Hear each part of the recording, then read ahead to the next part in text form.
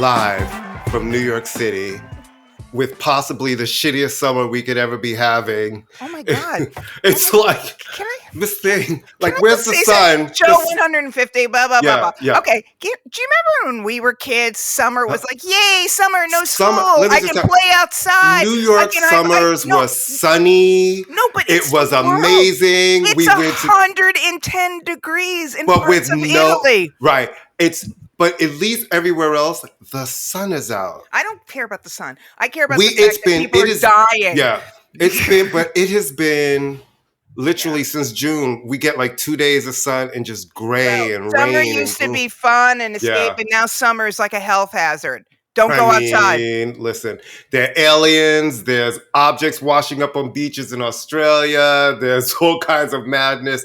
We just out of the world, like orcas. Wait, orcas are sinking boats. It's like, if I had the money, because I would have to take out a student loan, I would go see Barbie and Oppenheimer this weekend, but it's going to cost like $100, right? It'll be $150 for 2 movies with the popcorn and the soda. Yeah, I don't do movie popcorn. I'm fine just by myself. But the point, not that I have a philosophical objection to movie popcorn, though I did work in a movie theater and I see how they make it. And that's all I got to say about that. Anyway, there will be no, how are you? Other than we're sweating to death in black. I know you're black. You're going to say that. Black. Oh, okay. It's 150th show. I think we should say it's 150. How do we get to 100? Or if you're Courtney, the 122nd. Yeah. And what was last week's? I was like, your show number, you were like, I was like, show 48. You were like 49. And then this week I was like, topics for show number 122. You were like, or 150. I mean, you know. Could be I'm using that Egyptian math, you know what I mean? You know, just something.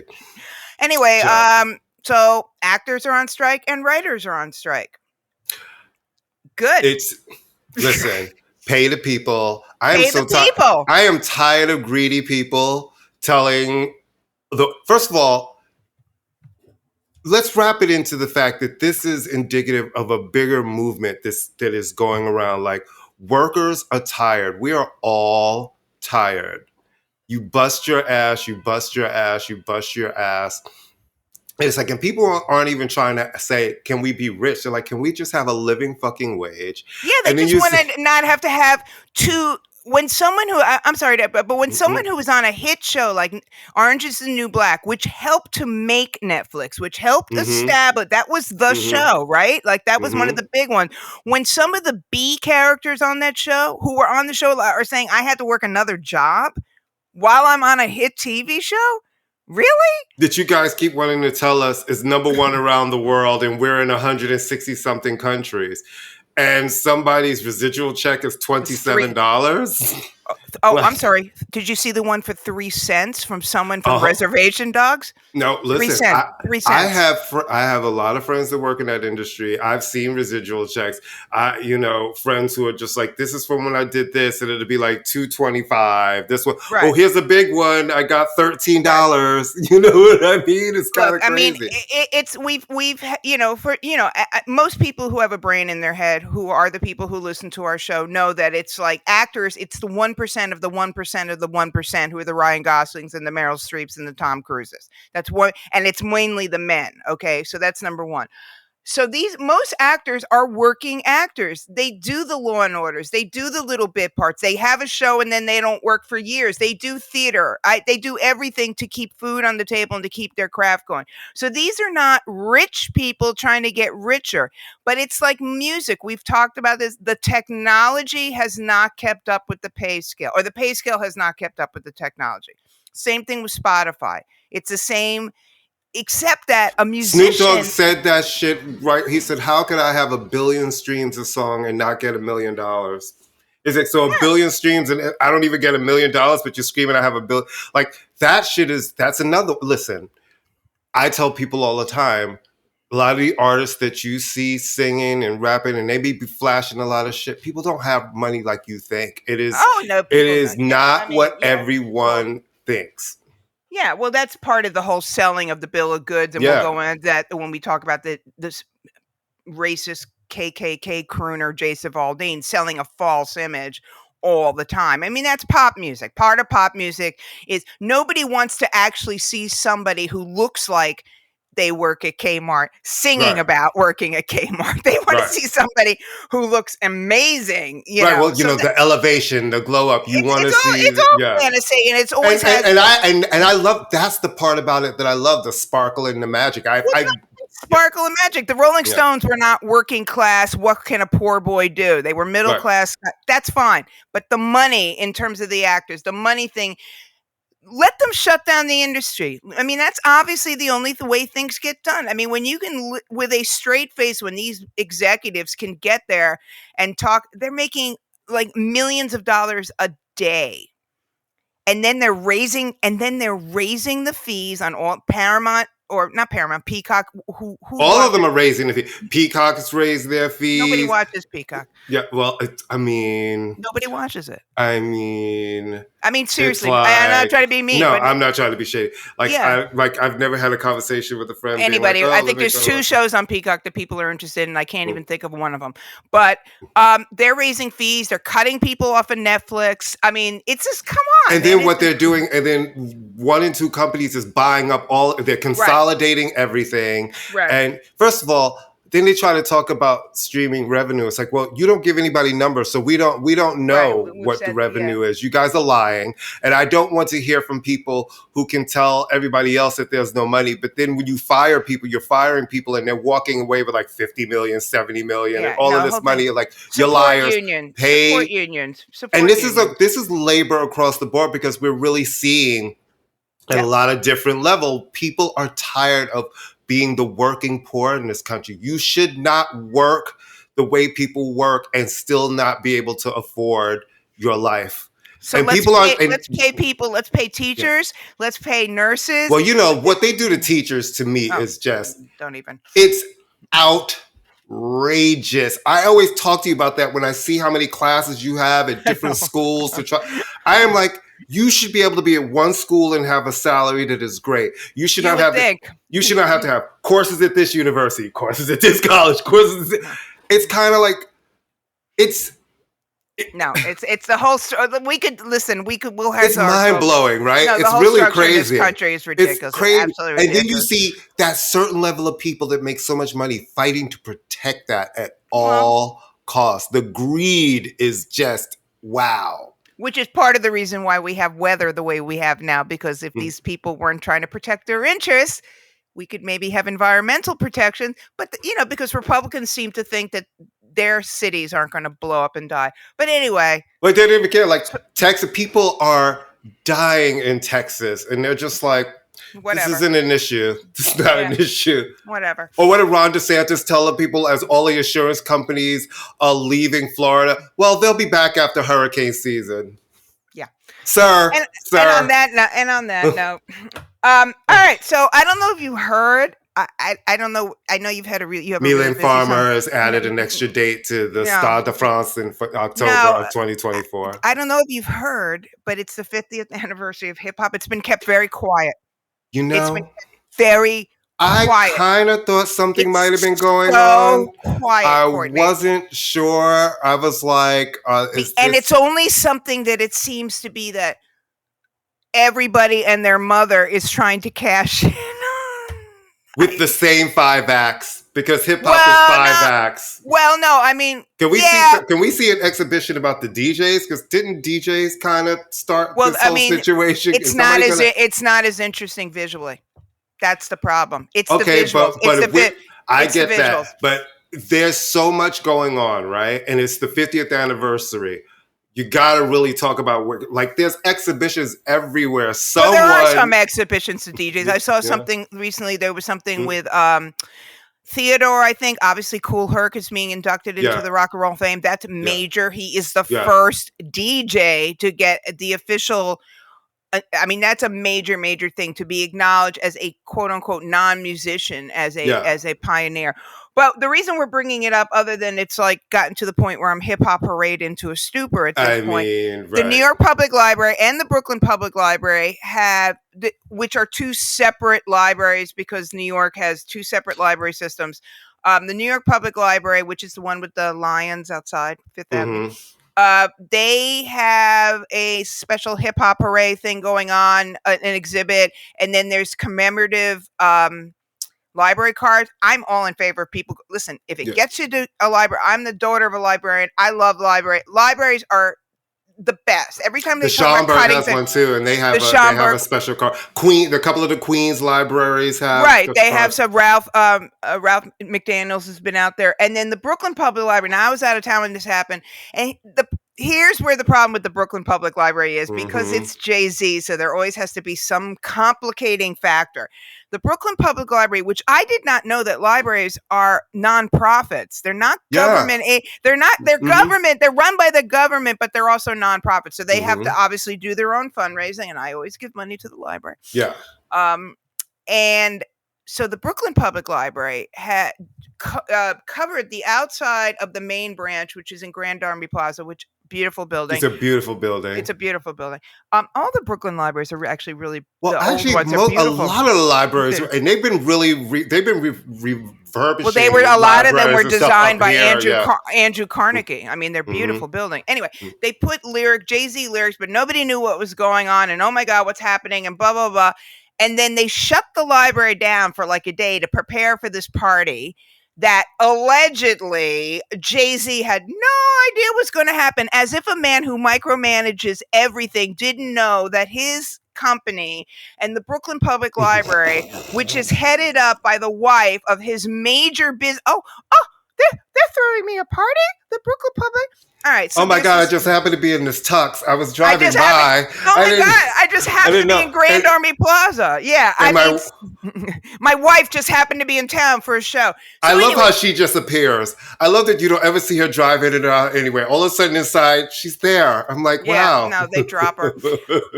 Like airdrop. Like literally, like airdropped her in the party. But anyway, she looked great. Of course she looks great. She's paid to look. She looks great. Really? Tell me I look great. That's an unusual. You do look great, actually. Thank you. But the point is, thank you, you too. But the point is that she looks great. Of course she looks great. It's her job to look great for kind of, sort of. I mean, come on. Let's be honest. I mean, she is the grand diva. It is. You got to show up looking like the grand diva. Yeah. She's not going to just roll in, in her house slippers with the socks and the flip-flop. Anyway, they have an exhibit there called the Book of Hove. They have taken over one wing of it. They have commemorative library cards. I do want to see it. I mean, I'll see it. I mean, my problem with it, and this is always my problem with a lot of what Jay-Z does, is that there's this corporate level to it, because the man, Bruce Ratner, for New Yorkers, for Brooklynites in particular, he's not good. He built the Barclays Center. He's the one who got eminent domain to drive it out. He has had a relationship with Jay for a while, because Jay was, I'm going to say this without, part owner of the Nets. Remember when do you remember that fell for that? Everybody thought he owned like half the team. Right. And then when he was going to start Rock Nation Sports, he had to sell his percentage. Right. And then we realized it was like 1/100th of it was like 0.01. I was like, wait, what? Yeah. What? Yeah. What's that number? Yeah, no, it was 0.001 of 1% of. I feel like that's not how that was sold, but okay. No, not at all. And Barclays kicked off with him doing 8 nights there. Remember, that was the whole. Anyway, I'm glad to get people into the libraries. I'm glad they're raising money for the libraries. Biggest libraries are a national. Because I have an active library card. I love the library. Oh my God! And I was like, listen. Anything that will get people into the library, and they won't just give you a card. You will have to sign up and get a library card. So if that gets a bunch more people it's perfect. to go in and get library cards, then I am down. And I'm very happy for the acknowledgement. I wish... I want one of the wild style cards. I need to go up and switch out my library card. They still have that's at the Schomburg. Well, my library card broke. I'd had it forever because I have the little key fob. And I have the key fob. I went to get a new library card, and I wanted where the wild things are, the Marie Sendak, but I got another one, which is fine. I'm just doing it on my phone now, and we can have a digital library card. It's easier. My only look, I wish big money wasn't involved in everything Jay does, but I understand he's not a businessman. He's a businessman. Well, at this point, he is walking big money. Well, that's what I'm saying. Would be, I'm glad that they're acknowledging the literary aspect of hip hop. It would be nice if some other rappers from Brooklyn were in on it. That said, Well, that's what I said when I said the same five artists, because we're talking a lot about the 50th anniversary of hip hop, and the conversations and all the exhibits I'm seeing are like, what's expected, and I'm like, this is such an opportunity to really dig in, Well, and it's also whether the artists in question want to cooperate. I mean, that's part of it too. Jay is wired. Someone like Jay-Z or LL I've are not met an wired to be. artist that does Yeah, not want to come back and have like at yeah. least their music honored and be back and be part of this conversation. Yeah, well, KRS-One is doing something up in the Bronx. Yeah, well, he's always active, right? He's never left being active. He's our activist portion wing of hip hop. He's that voice who's got and this is the thing that I will give Jay, because there is a corporate aspect to him. But I also like that he has funneled a lot of that money into lots of different initiatives. Like, I know someone who is in the LIU program that is going to graduate and is able to go to school. He does a lot of work, and they do a lot of foundational work with people who are coming out of prison and helping them get reacclimated and get jobs. Does. I just wish he'd get out of bed with Bruce Ratner. I wish he would not be the Eric Adams of hip hop. But the truth of the matter is, like, unfortunately, in just the way America works and capitalism, where the money is. If you don't have some sort of corporate tie-in, sort of connections, a lot of shit just can't get done. It's him. It's Bruce Ratner. That's the problem. Yeah, but I think you and I have always had this conversation, right? Or it's me and Miguel. It's like, if you get to be a billionaire, you've done a lot of shit that's not great. You know what I mean? So it makes it so it's there's always going to be that thing, but listen, if you're also going to, I'm never going to begrudge anybody for having those kind of goals. I do like to see that he is a person that gives back, but I absolutely understand what you say, because he comes and it's definitely the corporate role comes with it. Yeah. You know what I mean? Yeah, but he's on such another level of it. I guess that when I look at him now, he is a corporation. Oh, Jay is definitely a corporation. That's how I see him now. No, he's a multinational corporation. I mean, all right, switching major gears. Jane Birkin passed away last week. Fabulous. I would love, and I understand why, but a good part of me would just love when famous women die that the men in their life do not become the central character. They become the central. And I understand why, because she was the romantic and creative partner of the late Serge Gainsbourg. For years, she is associated with his music. I understand. But it would just be really nice if like when Pablo Picasso, when one of his wives dies, he's not top billing. It would just be nice. Right. That said, the word icon is overused. She is an icon. I mean, she is iconic. The most famous bag in the world that motherfuckers are still trying to kill each other and be on a waiting list for has her name on it. Right. That right there, you inspired the bag. Yeah. The bag. And I like to I like that chanson shit. You know me, I like a whispery. Oh, the Yay girls, yeah. Yeah, she's but she just, her look was very totally iconic. Yeah. That the French embraced her, that she's not French, because the French are very kind of like whatever if you're not really French. And they loved her. Which is why I'm surprised they love Mylène. Mylène is Canadian. A Canadian French, born of French parents, but she was born in Canada. That's enough. Born of French parents is enough.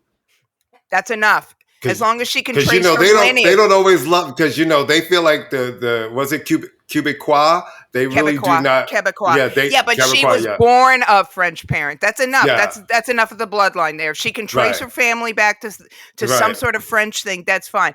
The rappers, no, because they don't consider them French enough, even if you're born and raised in France, because but Jane Birkin, in fact, spoke French with a British accent. But anyway, she was... She sure did. I know, but they loved it. No, they loved it. Beautiful, the greatest vocalist of our time? No, not at all, but just a wonderfully idiosyncratic, her, beautiful woman, and a very good, unlike Brigitte Bardot, for example, who's a horrible human being. I don't care how beautiful she was. Jane Birkin worked for animal rights. Oh, not animal rights, human rights. She worked for human rights. Yeah, Bridget. And I think Bridget is the animal right. I think that's no, her Bridget is also a right wing racist. But so she was a good person. She was actively performing. I just saw a clip of her and Iggy Pop. She was revered. Her daughters, of course, are Charlotte. Well, she had one daughter who passed. She had been married to John Barry. She was the Kathy. That's what Kathy Barry. She was an acclaimed photographer. Kate Barry. She was a great photographer. Right. So and then her two other daughters, Charlotte and Lou, are both performers. Right. Successful singers. Lou Delon is the daughter of a French filmmaker, and Charlotte Gainsbourg is Serge Gainsbourg's daughter, whose real name is Lucien. Did you know that?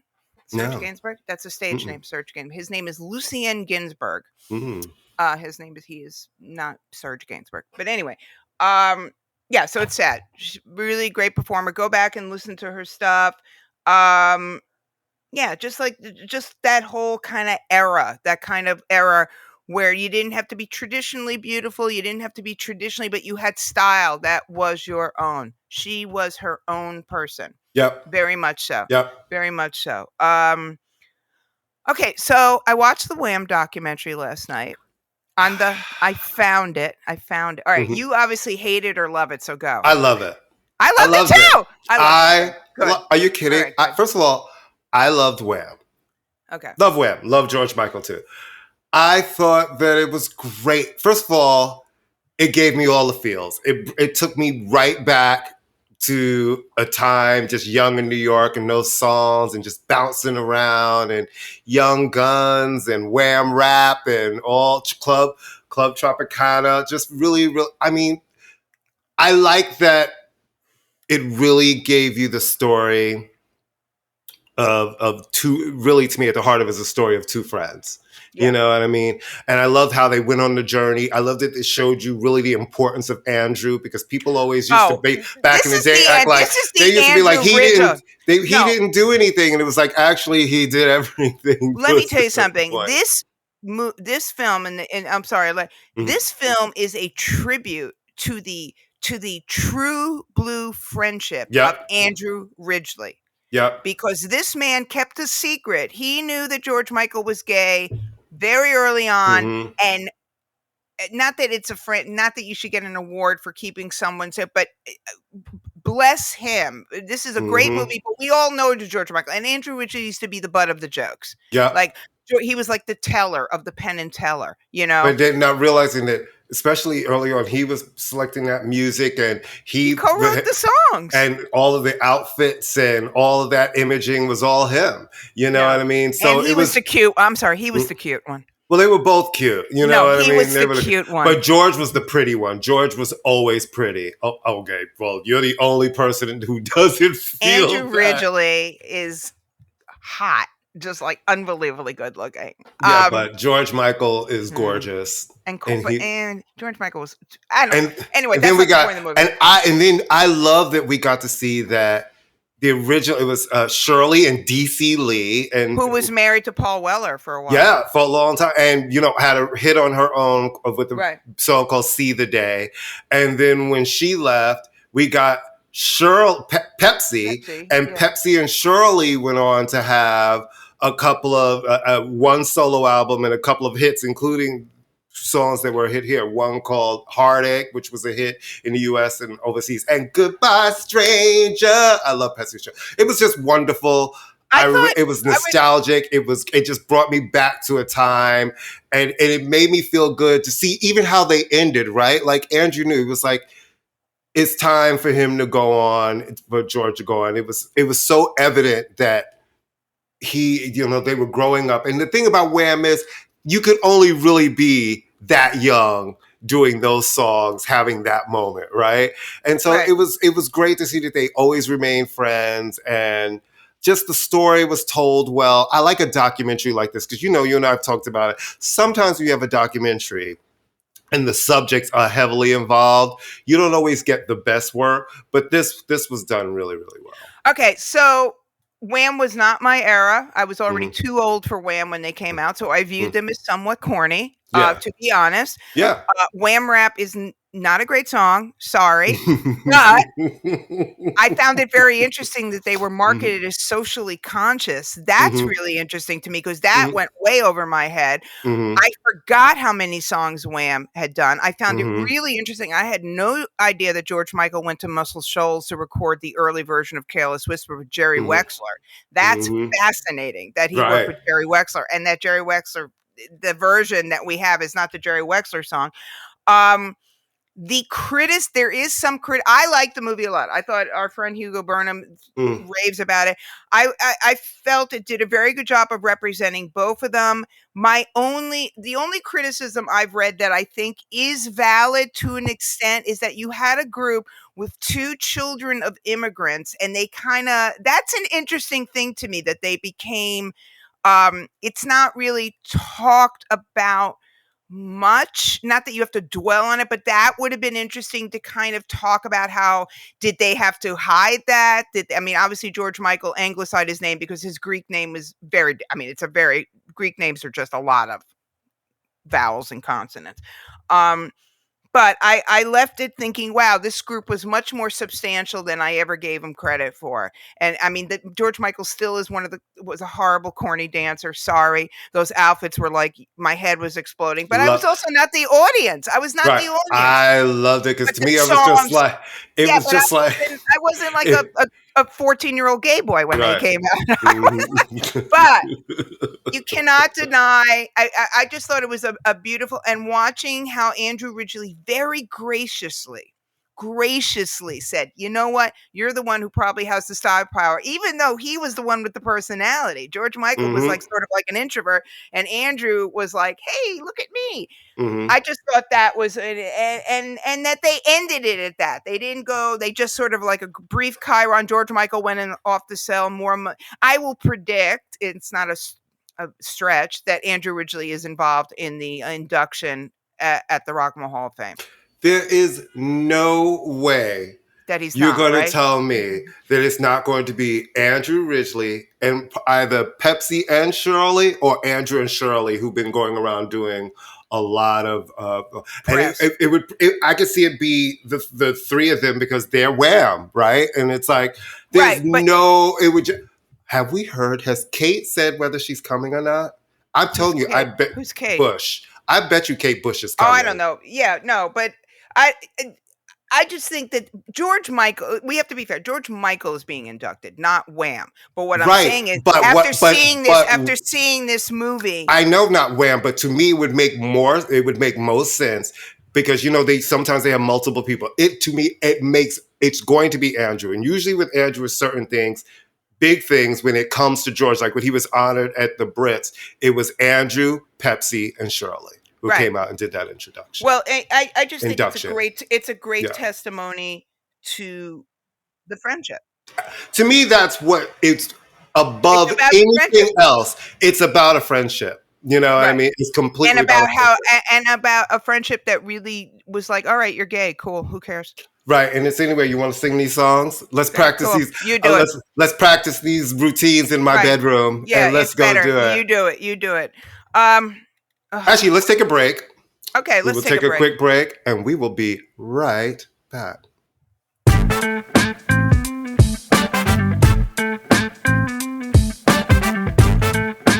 Hello, Pantheon Podcast listeners. Christian Swain here to tell you more about my experience with Raycon earbuds. Our family now has 3 pairs of Raycon earbuds around the house, and my wife just grabbed a pair of the Headphone Pros to replace some headphones from a company that was double the price. And yes, she loves them. Now, if you haven't pulled the trigger on a pair of Raycons, or even if you have but you're in the market for another pair because they're just that good, well, now is the time to check them out, because they just launched their upgraded model of the best-selling everyday earbuds.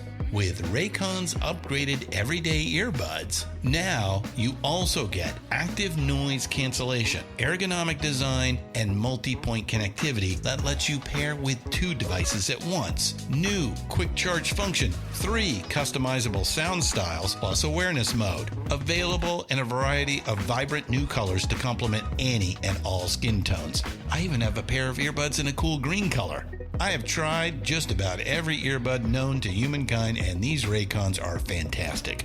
Seriously, if you've been wanting to check out Raycons, there truly is no better time. You're going to ask yourself why you didn't check them out sooner, and Raycon offers a 30-day happiness guarantee. So what are you waiting for? Go to buyraycon.com/Pantheon today to get 20% off your Raycon order, plus free shipping. That's right, you'll get 20% off and free shipping at buyraycon.com/Pantheon. buyraycon.com/Pantheon.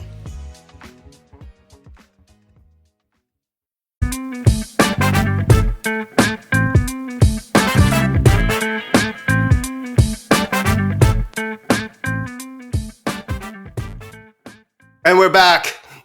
All right, so Jason Aldean is trash. He has always been trash. We've known he's trash for a very long time. His wife is a homophobe and a transphobe. I really don't like her. As much as I don't like him, I think I don't like her even more. But look, thankfully we don't have to listen to her. Right. All right. You don't have to listen to him either. No, we don't. Yeah. And I think all right, so he has a new song out, which has been out since May, I might add. So nobody cared about the song, but he's in the middle of a tour right now. So well, no, the song is out May, but what happened is the video dropped July 14th. Right. And so yeah. All right. What's it called? Don't try this and don't try this in a small town. All right. First off, newsflash: Jason Aldean did not grow up in a small town. He grew up in a very Macon, suburb. Georgia. He grew up in a suburb.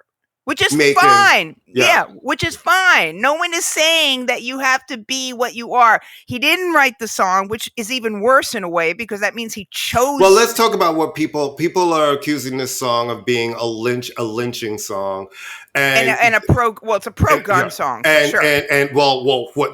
the big thing is people are saying this is a lynching song because a lot of country songs are and he's a lot of the images chosen. There's this one that keeps being shown. I guess is a courthouse where there was someone was lynched, and then a race riot, and all these things. And so it's indicative. Okay, it's a MAGA song. It's an anthem for MAGA. And this is coming from the person who was literally on stage during the worst mass shooting in American history at the Route 88 festival. And in 5 seconds, he was like, the gun thing is almost the least of it to me because I expect that, though not this blatantly, especially in the climate we're in now. Well, no, because this is everybody's just playing to the worst of everything. Now, let me just say this as the black person on this show. It's also a terrible song. Aesthetically, it's a terrible song. As the black person on this show, I want to say something, and I want people to really, really hear me. Guys, you listening? Lean in. I'm speaking to some members of the white community in the United States of America, like Jason and Brittany Aldean. We've been black our whole lives. The same tropes have been used 789,000 ways from Sunday. We recognize when people are trying to say certain things because we've heard them our whole lives, every way imaginable. So when you start using certain terminology or you use certain images and you put them up, they are not unfamiliar to us. That is why people react to certain things. They're not unfamiliar to you. That is why you are using them. So what you should do is just stand on it with your 10 toes and your chest out, because coming with the lame excuses after when you wanted to make a point, you made the point, and now you're being called out on it. Don't act like we're crazy, because we have heard this and all kinds of racist shit in every direction our entire lives. No one is dumb. Like, you use certain imagery, then try to be like, oh my God, I don't know. That's like, why would it mean that? You know why it would mean that. It was chosen for a reason. It's the director. They had to. There's 9 million courthouses you could shoot that in front of. There's a courthouse in every town. So they had to Google that courthouse to find a location, and I am 104,000% positive that when you Google that courthouse in Tennessee, in line 2 of Wikipedia would be, this was the site of because how else did the rest of us find out about it? Right. How else would the rest of us? I don't know. I don't know this stuff. We all know what a sundown town is. All of us. And it's and also, they still exist in America. Right. And it's That's also the thing that people idea don't, they still exist. Positioning this as like, oh, you can't get away. I am sure if you went up to a cop in a small town and spit in their face, your ass would get kicked too. And they only show footage of Why don't you show footage of the January 6th riots if you want to see people disrespecting the flag? Because it seems to me that was the biggest disrespect of the flag at all. Why don't you show the riots during the civil rights movement when black people were being hoses turned on them by police? Well, it's all of the, you know what? It's like, don't fucking put the message out and then have the balls not to stand by it when people are like, I know what you're trying to say. Because we've heard it a million times. And, he's crying cancel culture. Well, guess what? It's your own people who are canceling it. It's your own people. And guess what? And you know what? Where it's like, that's some bullshit. I know that everybody likes having new words, woke and cancel culture. How about this? Stand by your shit, because the people who love you, they're going to still come see you. They don't give a fuck. So stand by your shit and be like, this is the art I made. Because this fight and calling everybody ridiculous is like, you use certain shit, and if you get called on it, you're called on it. I would like to see an interview with the songwriters, to be honest, too. Right. I'd like to know. I mean, that to me is what's interesting, because this doesn't go... It went through channels. Somebody had to write it. It took 4 people to write this crappy song. Mm-hmm. It has to go through channels. The publisher, everybody has to go. So at some point, someone at the record company thought this was fine. Everybody. So at some point, everyone's culpable. He's just the big dummy who's saying it. It has been slammed by everyone. Our friend Charles Hughes wrote great stuff about it. Our friend Stacey Easton wrote great stuff about it. There is a blistering editorial in Variety this week that is just like, no, sir, you are no Merle Haggard. Stop, draping yourself in this "I'm a rebel" stuff. James Aldean and this whole bro country thing is just ridiculous, and he's gotten nailed for it. So I hope it has a real impact. I really do, because he's not that interesting a performer to begin with, to skate by it like the Morgan Whalens of the thing. Yeah, this is more dangerous than Morgan Wallen, I think, because Morgan Wallen was like a dumbass. Okay. He's a dumbass. This guy has an agenda, and he's never been shy about the agenda. He is a Trump supporter. He's always been, which is fine. You can be a Trump supporter. Fine. You know what? Yeah, do your thing. Do your thing. But don't act like, but you know what? You don't get to fucking tell me it's not raining when I'm standing outside and I'm soaking fucking wet. You know what I'm saying? It's like. And his wife is a cunt. There's it. And she's not allegedly. Let me just tell you something, y'all. She hates that fucking word. No, she doesn't. No. I thought you hated the C word. Excuse me. Can I, as the woman who just used the word, when a woman uses that word, we know exactly what we're talking about. Which is what I was about to say, but you didn't let me finish that sentence. Yeah. I was about to be like, she hates that word. So if she uses it. All women hate that word. All women. The only people who can get away with that word without any sexual connotation is the English. The English women. They do say cunt a lot. They're like, yeah. If a woman uses that word, we know exactly what we're talking about. And she is. No, that's like if an older black woman calls you a hussy, it's like, oof. Yeah, no. So I don't like the word bitch either. I mean, there's a lot of words. Did I tell you about the time my mom, this is how I found out calling someone a cow. It's not, they don't take that lightly. My mom was being really, I was like, Mom, you're being a cow.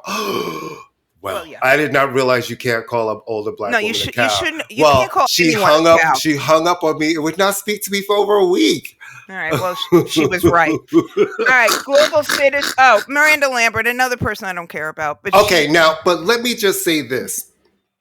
I actually want to, she got mad. She on stage. She stopped the show. I want to defend her a little bit, because then I saw the fucking picture. Okay, it's like on stage. What she did was she on stage kind of stopped the show and called out a group of women who were taking a selfie during the show and said, "I can't hear myself think. Why aren't you paying attention to me?" Okay, go. I keep seeing, and I see all these people saying, "I paid my good money to see you. I could do what you want," and it's really become. There's no show etiquette anymore. Yeah. People feel like they come to your shows, they just pull out their phones and tape your entire concert, put it online. But when I saw the picture, they were really close. And and it was something that woman said to me. She's like, we just couldn't get a good shot. So I feel like this wasn't the first time they were trying to take a picture. But when I saw the finished picture, there was like 5 or 6 of them. They stood up, they're in the front, their backs are to her, as someone is taking a picture with a flash. And it's just kind of like, I understand you want a selfie at a show. There's one thing of taking a picture of the artist on stage, but y'all are doing a photo shoot up front. There does come a point where maybe you might be also distracting to the person on stage. It's like this whole new idea where people are coming to shows, they're throwing shit at people on stage, they're just doing whatever they want, and people are getting offended. It's like, you know what? Yeah, you did buy a ticket. You bought a ticket to come to a show and see someone perform for you. How about enjoying the show? Like trying to be a videographer and full photo shoots. It's like, it is a little rude of somebody singing a ballad for you all to stand up in the front, turn your back to the person, and then use a flash. It's like, okay, I understand you did pay to come to a show, but can we have a little bit of fucking etiquette in the show? Well, it's not even etiquette. I mean, this constant need to document every facet of your life. It's the same mentality of people who go to museums, pay X amount of dollar to go to a museum, and then literally walk through the museum, take a picture. It's like buy the book. If all you're there is to document, I will tell you something. One of the most liberating things I have ever done, I've done it 2 years in a row, is to travel to beautiful places, take pictures, and not post them. Guess what? I still went there. And I send them to my friends. I'll send them hey, Courtney, hey, Candace, hey, Katie, look at what happened. Hey, Lucian. But I still went. I don't need to you don't need to document every facet of your life. You don't need to document the food you ate. Who cares what you ate? Who cares what you're eating? Seriously, unless you're inviting me over to share it. So it's that same mentality. I mean, I can see kind of yes, you have a right to go to the show, but you're also disrupting other people's viewing of that is show. The point. And guess what? Maybe you guys didn't like the way she handled that, but it could have been like, I'm so tired of looking out in the audience and all these shows and people aren't paying attention to me. They're fucking taking pictures and having photo shoots. Why can't you just take the selfie of the cutout of her in the lobby? Or more importantly, maybe realize when you all stood up, turned your back to her, and you're taking a picture, and there's like 5 or 6 of you in a row. It's like, an artist looking out and seeing people's backs, and then a flash popping in their face. Yeah, it's not sexy. Well, you have the right to do it, but it's like, just because you have the right to do something doesn't mean you should do it. Just because use some, but again, it's a whole cultural thing of this constant need to identify. I mean, it's this constant need. It's like assholes on parade. I've seen so many people there. I was a fan of Miranda. Now I'm not. It's like, then don't come. Then don't go to the show. She won't die if you're not there. She'll be fine if you're not there. You know what I mean? It's like she wants people. She wants people who's going to come to her show and actually pay attention to her. It's like snap a picture and get into the show. Take the phones. That's why Prince didn't allow, like on a lot of his shows, he had, a lot of people aren't doing it anymore. Just take the phones. Your life will go on if you're fine. All right. All that matters about Wimbledon is that the evil creep lost. Yay. I don't even allegedly not like him. He's a horrible human being. He's a horrible human being. Yeah. And of course, I am Team Kosovo since I've been there twice. But he's a horrible human being. So Djokovic lost, and I didn't see any of it because Alcaraz won. I watched it. It was great. I heard it was a great match. Yeah, it was a great match. We're done with him. Well, until New York now. The next one is the U.S. Open. Yeah, but the thing is, nobody roots for him anymore. He is literally like, everybody wants everybody else to win, but it is hilarious how everybody wants nobody wants him. Yes, he's the greatest player, but no, even at the height of the Nadal, Federer stuff, nobody hated Roger Federer. Nobody hated Nadal. People love Roger. You always wanted Roger to win. Jimmy Connors, people had an attitude. Even McEnroe, people begrudging. They hate Djokovic because he's just awful. He's an awful, and they fined him $8,000 for smashing his racket. I think they should have fined him more. How much did they fine Serena when she did that? I mean, right. Well, she got points taken away in her match. Yeah. Nobody took a point away from him. Well, they can't take a point away. The match was over. He'd already lost, so that you can't take a point. I mean, he smashed it when he lost. Oh, did and he then he smash was it when he being like lost? a little Mhm. pussy, and that's enough. I don't want to say that because pussies are good things. He was a baby. Wait, babies are good things too. He was a jerk and wouldn't shake the guy's hand. And it's like, come on, just go. And if you're pulling that shenanigans in England, which is the most proper game, the Wimbledon is like the really proper one where you can't just roll in your sweatpants like you can at the US Open. I mean, mistake. US Open people are coming in half shirts and bra and fucking. Yeah, they don't care. Yeah, everybody's in there. But the US Open is always exciting because here's the thing: New York, it's New York, and you can't beat that energy. No, you can't. You know? All right. So everybody clearly, and every year they I get offered tickets. So go. I go every year. Good. I love I love being on the grounds. It's just a lot of energy. It's that New York thing. It's amazing.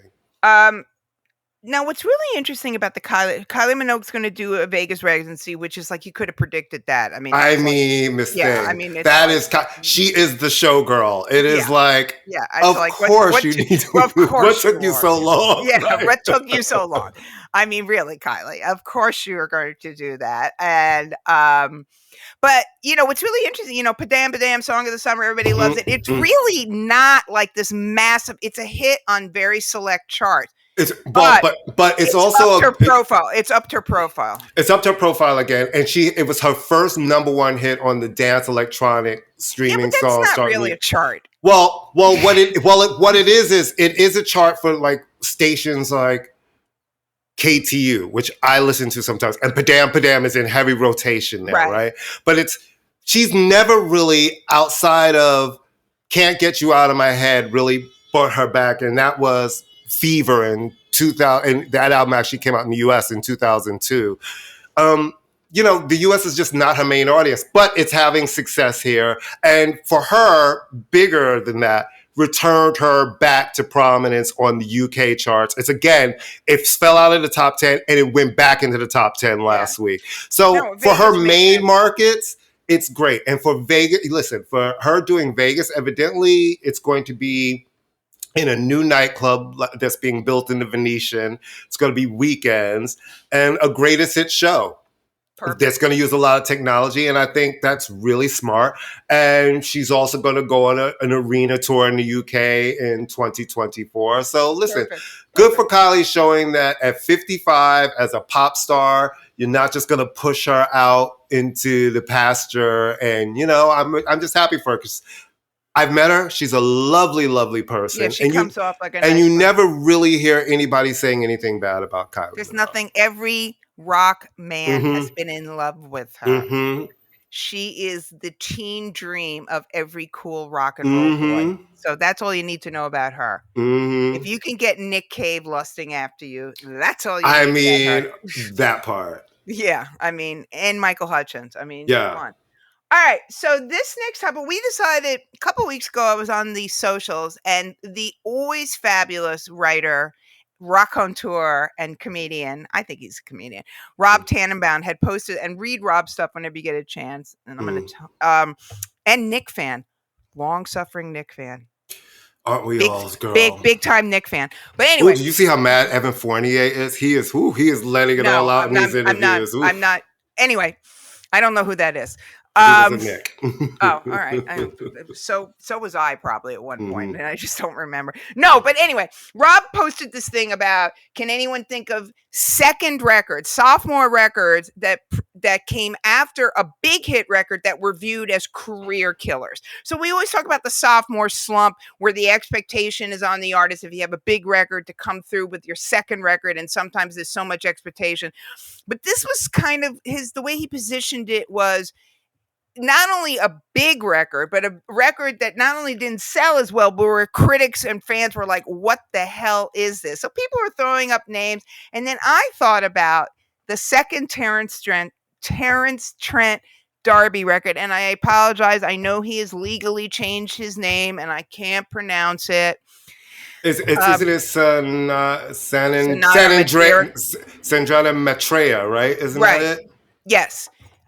So his first record was, of course, Welcome to the Hard Line, which is like Great record. Sold about 10 million copies worldwide. Huge hits. Wishing Well.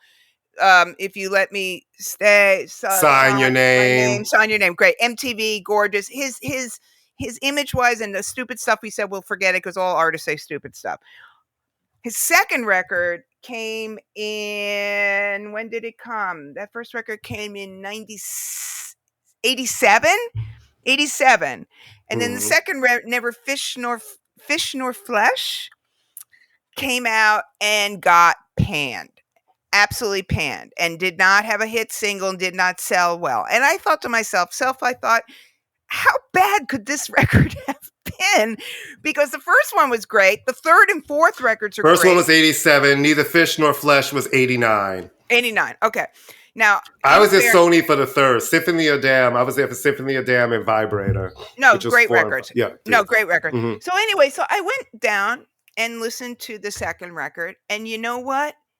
It's not that bad of a record. And if it had been his first record, maybe not. So I was like, this record deserves is it the best record he ever made? No, but first off, he can sing his butt off. Well, he's a real artist, right? So he made an artist record, and it wasn't as commercial as the first one, like the first one, honestly, he probably didn't even know that'd be that commercial. You make this record. It's that kind of thing where you hit lightning in a bottle, you sell a gazillion million copies. And, at that time in the music industry, they're like, we want that again, So, well, and also I think if you had dealt with him in any way, you could tell that he was like a special case. I don't think he loved fame. You know what I mean? And he got really famous really fast. He's very shy, actually. Yeah. My two dealings with him is that he's very shy. He's very bright. Let's be honest. When you put out your first record and it has references to Motown, I think there is a good hope that you might become something. And they put a lot of money behind him. And you want to be a hit, but you can't just that kind of lightning in a bottle fame. No. And not everybody can handle that well. You know what I mean? For some people, that much of a spotlight on you is too much of a bright light. Well, which is to me why I think he made that second record the way he made it. Such an artsy record. But that's the thing. It's so funny. I would say all records are artist records unless you're Milli Vanilli because they're artists. But I see your point. I know he's but except for one or two songs on it, which are a little like, okay, rein it in here, Terrence. Like, where's the hook? Where's the melody? It could fit very easily on the third and the fourth records, which are a combination of kind of esoteric and a little self-indulgent and straight, because he can sing, because he's got that voice, because he's a soul singer, and that's what's anyway. So I think that listen, Frank Ocean has been noodling around for years in a lot of ways. I don't want to go into whether you think he's overrated or not. But this guy could sing, and I think it is not the end of the world. And it didn't kill his career, but it kind of pivoted it. And it was viewed as like, oh my God, like the Hindenburg. It's a good record. It's a good record. It really is. I listened to it. So that's my first one. What do you got? Tracy Chapman's Crossroads, which is her second album after her self-titled debut. Now, the second album sold 1 million copies, right? Which, if you're an artist, in any kind of artist, especially a new artist, a platinum record is great. But it didn't yield any hits. And when your first album becomes an explosion that sells 6 million copies in the US alone. You have huge hits with Fast Car and talking about a revolution and just pure album sales. It's viewed as a record that came with no hits, no energy. And it took years before she had another hit again, right? The next hit for her was really Give Me One Reason. And Give Me One Reason, I think, is 2 or 3 albums even after that. And I love that record. I think Crossroads, I really wish people would go back and listen to that album because especially now that she's in the conversation again. It absolutely is. It's written beautifully, it's sang beautifully, and it deserves a second listen. All right. A record, I have a couple, but the one that it's funny. Okay, so when The Clash came out in 1976, their import debut was released in 1976, and it changed the world. It really did. It was an amazing record. I like the import better than the domestic because that's how I roll. But it changed the world. Phenomenal live band. I saw them in 1978 or 1979 for $2.99. They weren't even billed because they couldn't be billed. Because they had just played a Bill Graham show. And so they were billed as the only English band that matters. And there was a picture of them, but their name was not on the the name wasn't on it. Yeah, it was like two other local San Francisco bands. Anyway, they, no hits on that record, but it established them as a force, right? Their next record was Give 'Em Enough Rope, which was produced by Sandy Pearlman, who had done Blue Oyster Cult. So a very commercial hard rock producer. Now, I'm one of those weirdos who always likes the record. Like, I actually like 14 Shots to the Dome, and I know everybody hates that record, you know? Yeah. But that was not LL's second record. LL's always like a big record, big record, ant. Like, he goes like up and down, up and down. Giving Up Rope was just trashed by the fans and the critics because the sound went from this kind of narrow kind of punk, not narrow in a bad way, but kind of, production wise to like a big sound, right? Like this big sound, and it had Tommy Gun and English Civil War. Then their next record after that is London Calling, and that revives them. So the first record didn't sell a lot, but it set like in motion who they were and what they stood for. And so I think punk rockers were like, and now you're going to make a record with a guy who produces Blue Oyster Cult? Right. Like, nothing against Blue Oyster Cult, but so I was thinking, I like Give 'Em Enough Rope. It's a totally different record. It's like a big record. It's an arena rock record. Or because then we go to London Calling, which is, that's the one. That's the one. That's the classic, like everything. But anyway, I think Give 'Em Enough Rope is not a bad record. Yeah. It kind of got trashed only because punk was so much about other things. And, one of them was not sonic quality. All right, so that's my second one. What do you got? My second and last one. It is Embrya by Maxwell. Oh, I was going to say that. Okay, good. You saved me one.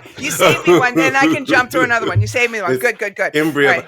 I was at Columbia for this record. I have a platinum plaque for that on my wall right next to my Urban Hank Street plaque. It's an interesting... I don't know if you know this about me, but I am not the hugest Maxwell. Can I tell you something? Me neither. I love The Black Summer Night. Yeah. I love his version of This Women's Work. I think it's gorgeous. For me, it comes back to working at Columbia. He's a nice guy, but I've heard he's not to press. Hello. Yeah. Hi. I'm a girl press. I just remember I've always being stories. So many things. I've heard stories. So it made me enjoy the music be different. But I really liked Embrya, which the critics hated. And as one of those critics, I reviewed it. Yeah. I reviewed that record. Hated it. I didn't hate it, but the reviews were especially the black press and the urban audience was so confused by that album. I reviewed it as a lead review with Tony Rich's second record, which critics hated and which killed his career, which I love Bird's Eye, and this record, I was like, where's the song here, Maxwell? I love Coco Cure, Matrimony, and me, You Are Me and I Am You, and We Are You. It's a very alternative record, but to me, it is a beautiful opus that if people go back and listen to now, I think retrospectively, it would be seen and listened to so much different. It's a gorgeous. He sounds beautiful on it. I love those falsettos. It's great. Well, we're looking at things when you take things out of, it's like, okay, the movie Crash. When it came out, everybody loved it. Now if you watch it, it's a piece of shit. Okay? Right. Really, not a piece of shit. But it's just like, what? This was the movie that won the Oscar? So when you're all caught up, especially those of us who were in the business, when you're all caught up in the hype, Maxwell, he's the next big thing. Tony Rich, he's the next big thing. And then they decide to make a different kind of record. You're like, where's the Maxwell that I wanted to hear? So I was one of those critics who was like, what the heck is going on here? But we are also more open to a different kind of R&B now than we were then. Yeah. And it was considered... We don't have a problem or as much of a problem with the kind of amorphous kind of stuff. I found it to be very amorphous. All right, well, I'm going to do a twofer for my last one because I think they both are of a similar vein. De La Soul is Dead and Paul's Boutique. De La Soul is Dead by I love De La Soul. I love that album. And Paul's Boutique by the Beasties. Isn't that about to get a vinyl, it's an anniversary vinyl reissue. Right. Yeah. So Beastie Boys at the time had the biggest selling rap record ever with License to Ill, which critics did not love. They didn't. No, they didn't. Because but it sold a lot. It set into, became a, crossover, blah, blah, blah, blah, blah. Mm-hmm. Then they got out of their deal with Def Jam because Def Jam was ripping them off. They go to Capitol and they do Paul's Boutique, working with the Dust Brothers, working with samples. It cost like $300,000 to clear all the samples on that album. It was viewed as very experimental for its time. Now it would just be standard issue stuff. Very experimental. It went double platinum in 99, which is great, but considering that License to Ill went like 5 times platinum within like a year or something, it's a great listen. Paul's Boutique is considered a absolute, to overuse a word, classic hip hop alternative record. But at the time, again, because it was coming after one thing and then suddenly they do a complete 180 and do something else, which also speaks to fans just being, and critics not so much, but fans being like, I want everything the same. It's amazing to me that this idea that it's like you're trying to tell people what the art should be. It's kind of I mean, it's like if you don't like it, don't buy it. And then with De La Soul is Dead, a fantastic record. But again, I mean, when you put in when one of your images you're selling is the daisy age and the whole kind of vibe, and then your second record, the cover is a flower pot with a daisy tipped over dead, and you're basically shooting your whole, which made it a very courageous record, and I love that record too. Well, it's like, listen, you got the daisy age on the first album, then you have to let people move on, right? And listen, I think one of their strongest songs is on that album. A roller skating jam named Saturdays is my shit. It still sounds good. All their stuff still sounds good. Well, that's, like I said, that's the crazy thing about, Radiohead puts out Pablo Honey as one kind of song. The Bends come out, blows up, huge album, very different. And then Radiohead themselves distance themselves from the Bends because why? Because it's sold records. And then they become, so you always wonder who's telling who to be experiment. There's nothing wrong with making a consistent sounding record. I mean, nothing wrong. There's nothing. I mean, Adele has always sort of made the same kind of record. And she's kind of in that place where, she knows what the people want. She gives them what they want. And she does it. There's nothing wrong with having a signature sound, a signature vibe, as long as you're not like going through the motions. And she does not sound like she's going through the motions. But the weird thing is right, you also see where after a while that people expect that from you, and the reaction to the record is different, right? Because we've seen each reaction to each subsequent album be smaller and smaller and smaller. 31 came and was just kind of like, okay, we had the big, was it Easy on Me was the big single. Then none of the other singles really caught fire. But it got great. It got the best reviews of her career. And listen, it was written really well. She sounded beautiful. Yeah. Wasn't. But her albums are always written well, and they always sound beautiful, right? Yeah. So it's never remaking the wheel. It's like you can't win for losing, because if she were to come out with and a dance record, everybody would have or a country record, everybody go, what the hell? So, but it is interesting because all these, even though I think I would like that. I think for her next record, I would love just some variation to see. Yeah, I would too. With that kind of voice. I don't need the power. Because that voice can do a lot of things. I know you got to give people that, but there's all different ways of giving them that big power song. I don't need the power ballad from her anymore. I would like to see a record that sort of reflects her new reality. Yeah. She's in, listen, the only artists I can think of off the top of my head who have consistently changed up their sound but remain constant in their own weird way, sorry, is Pet Shop Boys. Kind of true. That's real. That's real talk. That's absolutely consistent. You know what they're gonna do, but it never gives you exactly what you think. And it's never the same. And it's never. It really isn't the same. It's never the same. All right. Listen, say whatever you want. Beyonce, same thing. You go through that progression of those albums, which is why I always tell people, they always ask me what's my favorite, and I say 4. 4. And I'm like, 4 is pivotal for all of these records that we got after, because that was an artist coming off of, inarguably, her biggest pop success. I Am Sasha Fierce, Single Ladies, all of those moments. And she could have just come with another monster pop record and would have just taken over the universe even more.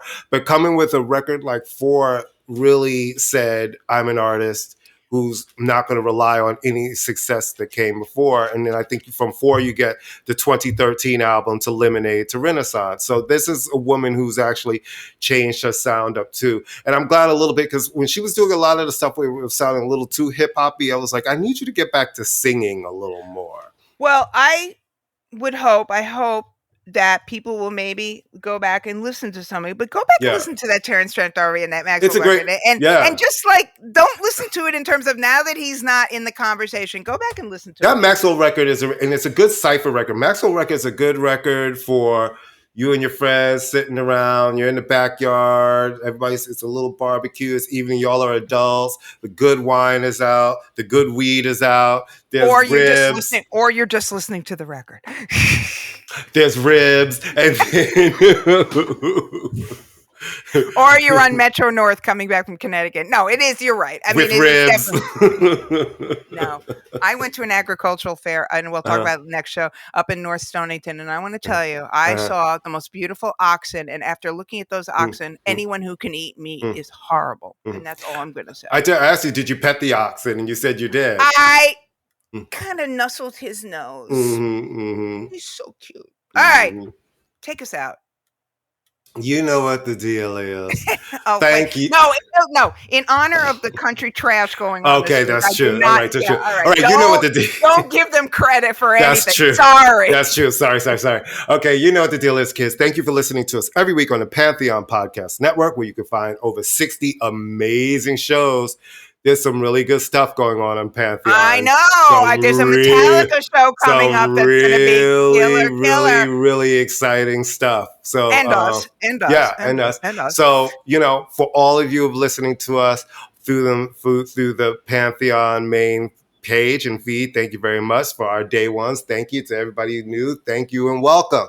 We're Courtney and Amy. This is I'ma Let You Finish, show number 150. Remember to share the show, tell a friend, follow us on our Facebook at I'ma Let You Finish, all one word, or on our TikTok at I'ma Let You Finish and podcast, on Threads at I'ma Let You Finish NY, on Instagram at I'ma Let You Finish NY, and we will see you next week, which is next week will be Leo season, and we'll be leading into one of ours birthday. I don't know which one could be the Leo whose birthday is coming up.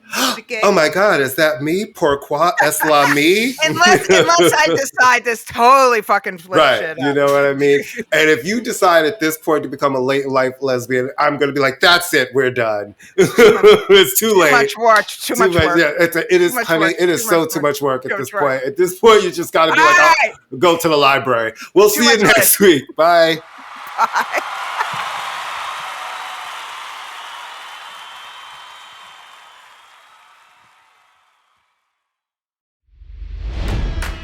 It's NFL draft season, and that means it's time to start thinking about fantasy football.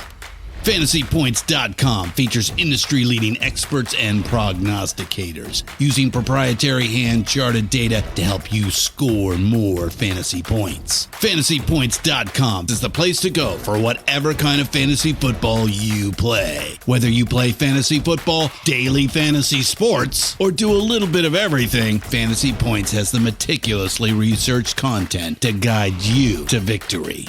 And why wait for the fall? Fantasy Points also covers the new spring football league, the UFL. Join the guru, John Hansen, Scott Barrett, Joe Dolan, and other massive names in the fantasy football universe with an exclusive offer. Use code Pantheon for 15% off any Fantasy Points package, including the all-in package, with access to every article, tool, and data nugget that Fantasy Points has to offer. That's fantasypoints.com and code Pantheon for 15% off at Fantasy Points. Fantasypoints.com, code Pantheon. Score more fantasy points.